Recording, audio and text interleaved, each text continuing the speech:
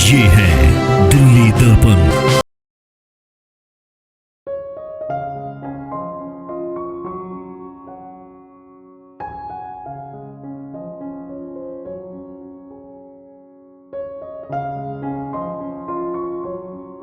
अब मरीजों को पढ़ने के लिए किताबें भी मिल सकेंगी।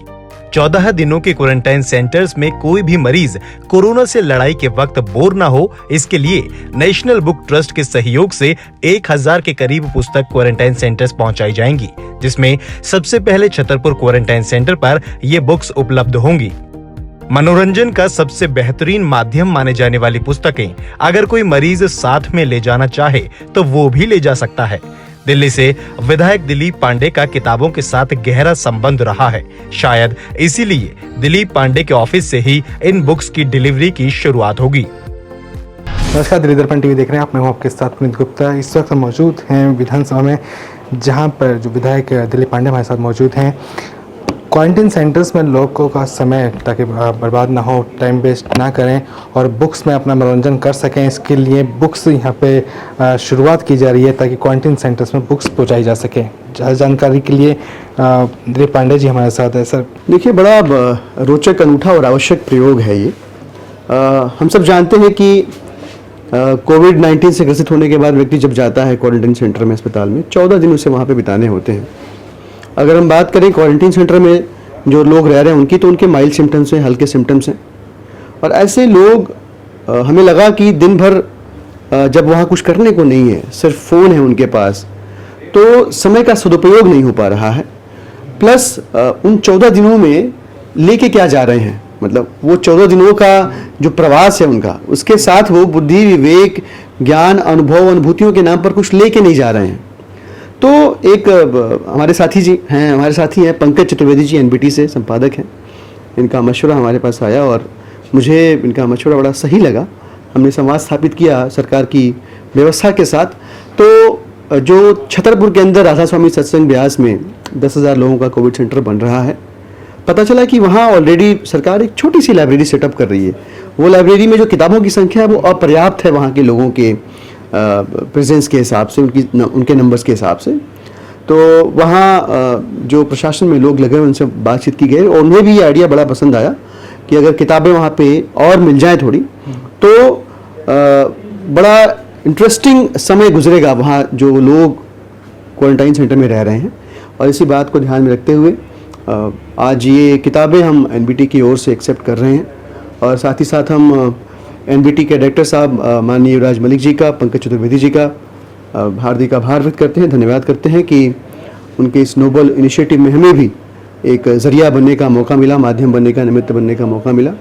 हम उम्मीद करते हैं कि जो भी साथी, जो भी लोग 14 दिन का समय काट रहे हैं क्वारंटाइन सेंटर के अंदर, वो इस किताब से साहित्य लाभ प्राप्त करेंगे। अभी सर शुरुआत कहाँ से शुरू होगी इसको? तो हम अभी इसको वही छतरपुर वाला जो सेंटर है वहाँ से शुरू करेंगे। और हमारे पास I think more than 1000 numbers हैं, 1000 से भी ज़्यादा किताबें आज हम ले रहे हैं और इन्हें हम वहाँ अपने माध्यम से पहुँचाएंगे, उस लाइब्रेरी में रखवाएंगे। और उम्मीद करते हैं कि जो लोग वहाँ पे रह रहे हैं उन्हें भी इन किताबों के वहाँ होने से अच्छा लगेगा।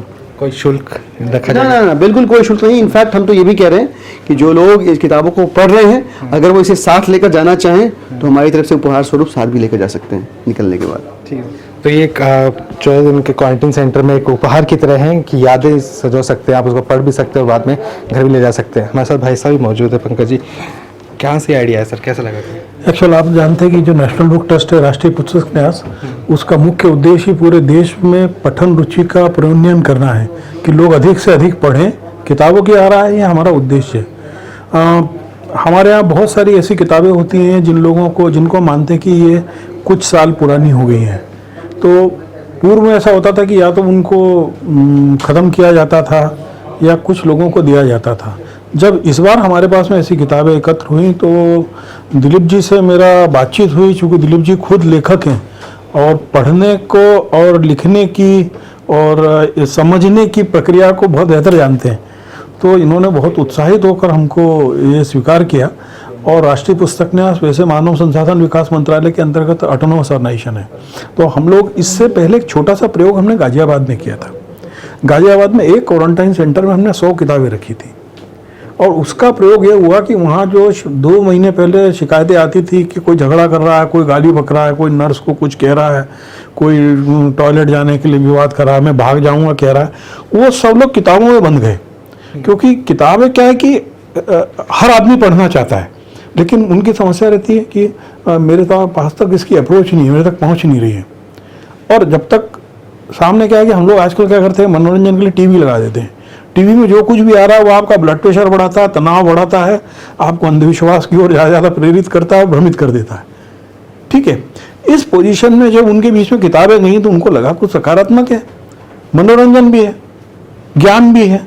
अब जैसे आप ये किताब देखेंगे कि ये हिंदू पंच का बलिदान अंक 100 साल पुरानी किताब है, जिसके अंदर उस समय तक आज़ादी की लड़ाइयों में यानी उसके अंदर जो पौराणिक कथाएं वहाँ से लेके और 1928 तक जो हुए उन सबका चर्चा है। इसको वो पाबंदी कर दी थी, इसको हमने रिप्रोड्यूस किया।